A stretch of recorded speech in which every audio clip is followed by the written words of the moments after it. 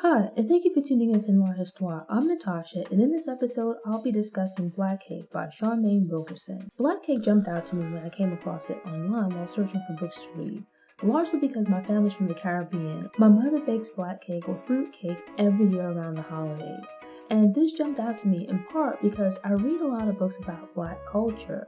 Primarily books based here in America, some in Europe, and quite a few from various African countries. But books that meet my review criteria and take place in the Caribbean or have some ties to the Caribbean tend to be fewer and far between. So when I came across this book, I immediately recognized Black Cake as a Caribbean thing and was intrigued. The book is pretty much about a family. A woman, Eleanor Bennett, who was married with two children, a son Byron and daughter Benny. The siblings are quite a number of years apart in age. They were once close as children, but over the years and now as adults, they've become estranged. When the book begins, Benny had a falling out with her family some years before and has had very little contact in the time since. But the two siblings are drawn back together when their mother passes away following a period of illness. Now coming together, they're forced to deal with each other in the aftermath of their mother's passing, as she left a video for them to watch and has some things about her background and her life that she would like to share with the children. At the core of the story is the exploration of identity, who we are, meaning who we are as individuals, how we see ourselves, how we show up in life, versus the expectations that other people have for us, how other people see us, and who they think we should be. At the center of the story is Eleanor, as she kind of ties together the past and the present. The story starts off with a little bit of background on how the two kids came to be where they are now in this period of having this strained and distant relationship, where when they were kids, they were actually quite close. Benny, being the younger sibling by several years, looked up to her older brother Byron. He wasn't necessarily a second father, but more like the die-hard older brother, someone that she could go to with her problems and someone that she could talk to, that she could rely on. But when Benny was in college, and in the years since, she kind of went on her own path that's quite different from what was expected by her parents. During college, there was a heavy emphasis by their parents that Benny and Byron would go to school, they'd go to college, get good grades, and then go on to achieve and be successful in life. There's an expectation for them to achieve. And Benny pretty much upsets the apple cart by making good grades, yes, going off to college, but then ultimately deciding to drop out, which catches the family by surprise. She dropped out of school with no real explanation as to why, or a real explanation as to what her plan was for the future. And adding insult to injury, at least from the perspective of her parents and brother, is that she dropped out of school and then went on to kind of pick up one thing, get into another, and then at one point, she picked up and moved to another part of the country, moved out of the country in pursuit of a creative education. She studied cooking abroad, then she moved elsewhere, studying creative skills and things related to art and whatnot. And so it seemed like, at least from a fairness perspective, where they had an expectation of a linear path that the kids would follow, or at least not that they would pick up this and pick up that and whatnot, moving from thing to thing. It wasn't regarded as the thing to do. The family started to kind of give her the side eye as a matter of there was no explanation, no understanding of what was going on with her. They looked at it as she was not necessarily she'd lost focus, that she was lost in just kind of jumping from one thing to another. And so with that, it kind of impacted their relationship in that they weren't necessarily supportive of what she had going on up to this point, right? The family meaning between the parents as well as between the siblings as well. There was intimacy, closeness. And so it's seemingly overnight, this person becomes a whole other person. And so they were caught off guard by her kind of taking this giant leap off of the expected path to doing these random different things. It's that was one thing, but then during another visit home, Benny, after years of returning home for the holidays, breaks and things like that, but never really speaking about her romantic life, who she's dating, or introducing her parents or her brother to anyone, her dad had inquired as to what was going on. They wanted to know more about what was happening in her personal life, in her life outside of academics. they kind of got a sense that things were going on in Benny's life that they weren't privy to. Like, she was making these different moves with regards to her education, with regards to her future, but not really explaining things to them. And then to add to this, that she'd never introduced them to anyone that she'd been dating or brought anyone around or even just mentioned anyone. They were a little bit uncomfortable, right? Because up to this point, the family had been so close. And now here you have it that there are these various facets of Benny's life that her family doesn't know anything about. And so with nothing else to go on, they started to kind of push for more information. And it ends up being this thing of where, number one, Benny drops out of school. Then she's moving about to pursue these different creative interests. You know, there was an expectation for her to complete school, to go on, have a great stable career.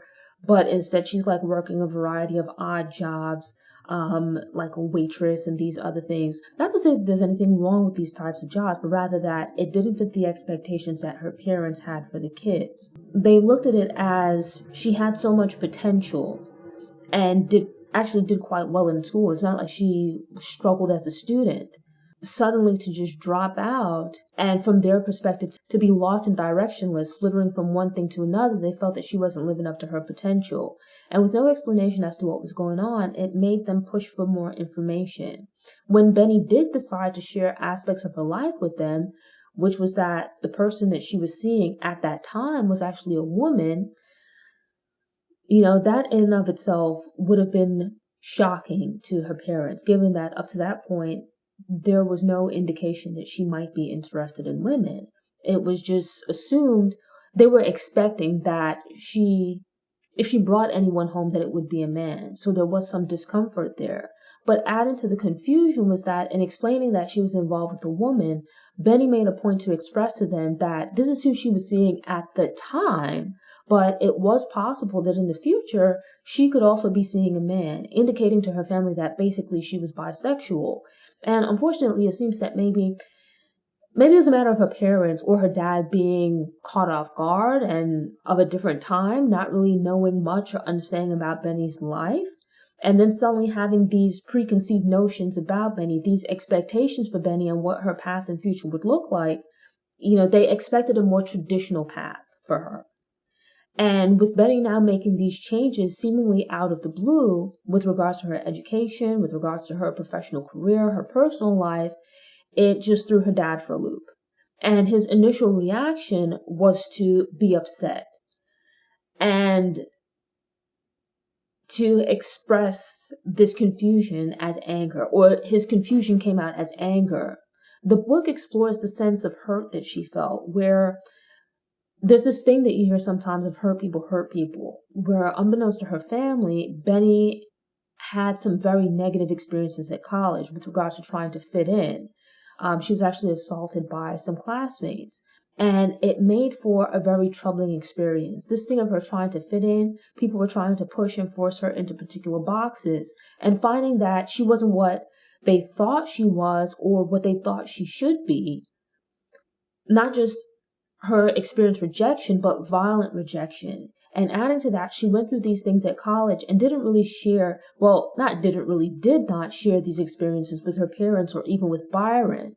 And so when she came home and began to share aspects of herself with her parents, like other parts of her life, these people that up to this point she'd been so close to, she also felt rejected by them, where she felt they sat in judgment of her. It felt like it was just building upon what she'd experienced at college. This thing of people having expectations of her and then very passionately rejecting her attempts to be her true, authentic self. Keeping in mind that at this time, she would have been maybe in her late teens, early 20s or so. And it's a period during which a lot of people are exploring. They're out on their own in the world for the first time, learning about who they are, trying to figure out who they are at present, who they want to be in the future. And so they try and they experiment with different things. And here it is that Benny was trying to explore her identity, trying to get a sense of herself and develop some sense of comfort with herself to figure out her place in the world. You know, and she was rejected at school. And then when she comes home, she also experiences rejection there. And it's a very hurtful experience. Her dad reacting so strongly to her, pretty much telling him about her, at the very least, being bisexual. You know, his response is like to storm off. Her mom, Eleanor, felt that it was her place and her responsibility as her husband's wife, never mind that this was her daughter, to go and see about his feelings and his emotions when he stormed off. So basically, it's like they're meeting up for Thanksgiving dinner. Benny tells her parents, and by way of that, also Byron, about her sexual orientation or her current relationship status. Her dad storms off in anger after having said some unkind words to her, and her mom's reaction after having been married to their dad for several decades at this point and, having been together for the better part of their lives at this point, is that she felt it was best for her to follow him and see to his needs, but it ended up making Benny feel as though her dad had rejected her and her mother supported this rejection. Where in the past things would happen in Benny's life that she would be able to turn to her parents and, to talk to them about, to turn to her brother and talk to him about, here it is that she finds herself seemingly rejected by both of her parents, and then she also feels a sense of rejection from Byron as he pretty much sides with their parents as well. There's some miscommunication, and things aren't handled in the best way possible, because part of it is that her father was shocked by this news.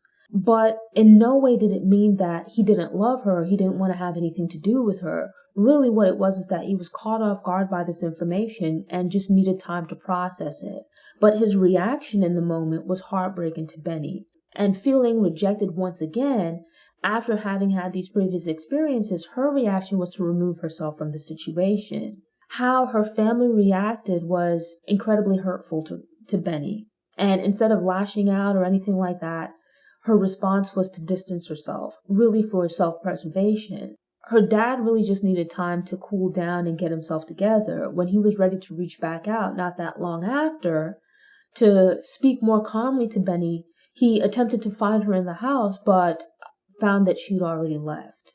And it created it was the beginning of an estrangement between the family members, where it fractured in two, Benny off by herself feeling alone, while her parents and Byron were another entity. The lack of communication, this estrangement led to a compounding of hurt feelings, where in time, because of these issues between them, it became more awkward and difficult to figure out how to bridge that gap, to figure out how to repair that relationship. And this is something that went on for several years. Unfortunately, Benny's dad, ended up passing away following a period of illness. And given how they left things, it was heartbreaking for Benny because this was still her dad. This was someone that she'd loved throughout her life. But given how things ended and then him suddenly passing away, she found it difficult to cope with the loss. It's like they say that there's always drama at weddings and funerals, in this case at her father's funeral, which just led to further compounding of their issues. These communication problems, right? Where people are certainly entitled to their feelings, but they never really express to each other how they felt. They're not taking the time to sit down and discuss or work out their feelings, to explain their perspectives, or to gain an understanding of the other family members' perspectives. Quite often the solution was to walk away from the situation. And it's like sometimes in some relationships that is the best response, just because there's no reconciling the two perspectives, or the relationship is just so dysfunctional that there's no benefit to it continuing. But here, what you come to realize over the course of the book is that these are people that genuinely love and care for each other. And they can overcome a lot of these issues and problems, resolve a lot of these hurt feelings with communication.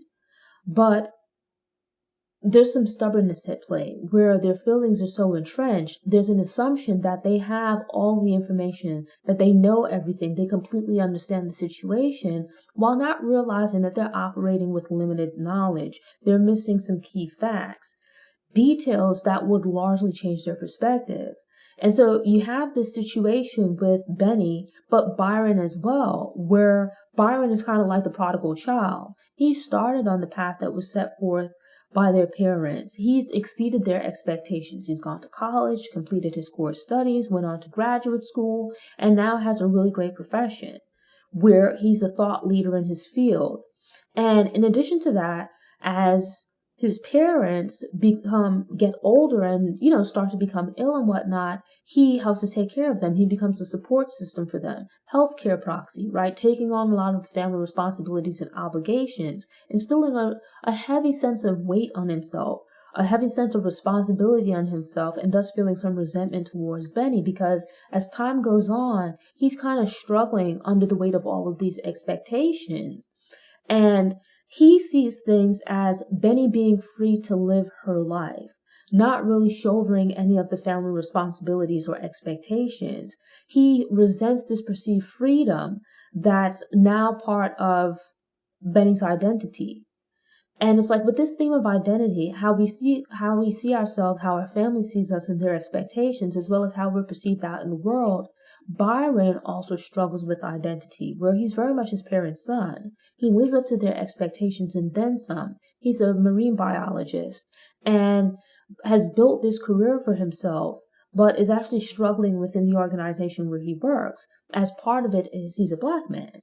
And when people look at him without prior knowledge, they don't necessarily, or without knowing his professional credentials, they make assumptions about him. They have preconceived notions about him, where he's large, he's athletic, like large in stature. And so it's like when people see him, they make assumptions about him. But their perspective changes when they find that, he has like this illustrious career as a marine biologist. He has a very large online presence. But as part of this story is we see these multiple instances or explanations of multiple instances of him having contact with the police, them looking at him, making assumptions about him feeling the need to lean very heavily into his professional identity as a means of hopefully putting people at ease, of kind of combating people's preconceived notions about who he is as a black man, these prejudices that they have towards black men.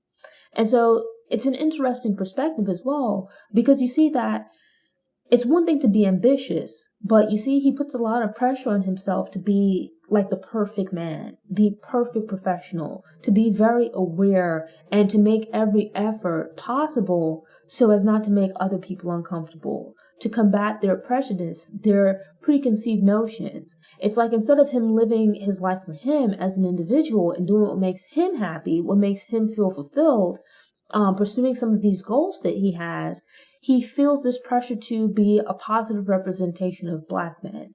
It's one thing in the course of him just living his life to be a positive representation of black men, but he feels added pressure to not just do what's right for him, but to also consider what's for the greater good. So it's like to some degree, his life doesn't feel like his own. Quite often, it feels like he's living according to someone else's expectations or living up to someone else's standards rather than doing what would make him truly happy.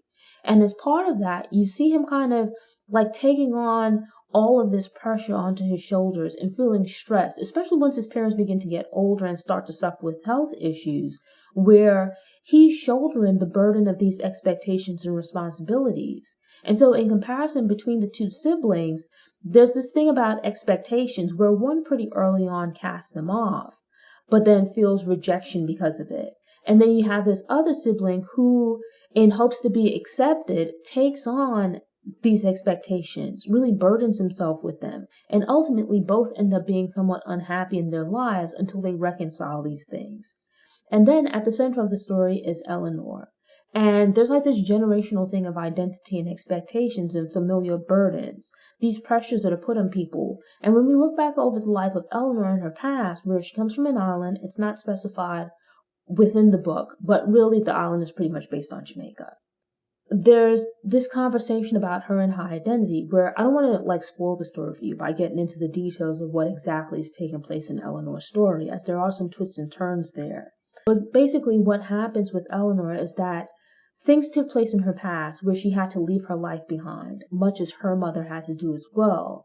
Probably sensing that her death was near and wanted to leave some explanation to her kids, Eleanor took the time to record a video explaining her past, right? Telling her children her true life story, revealing some family secrets about both herself and some other family members. and really sort of coming to terms with who she was and explaining that to her children. Where certainly she was the person they thought she was. She was the mom who loved and cared for them. Their dad was their dad who loved and cared for them. And they had a really an authentic relationship where they'd spent decades of their adult lives together. But in telling them the story of her life, she goes back to the beginning and reveals that there's some untruths that she's told, where it doesn't necessarily change the nature of her relationship with her children, but rather provides a better explanation of who she was as an individual before them.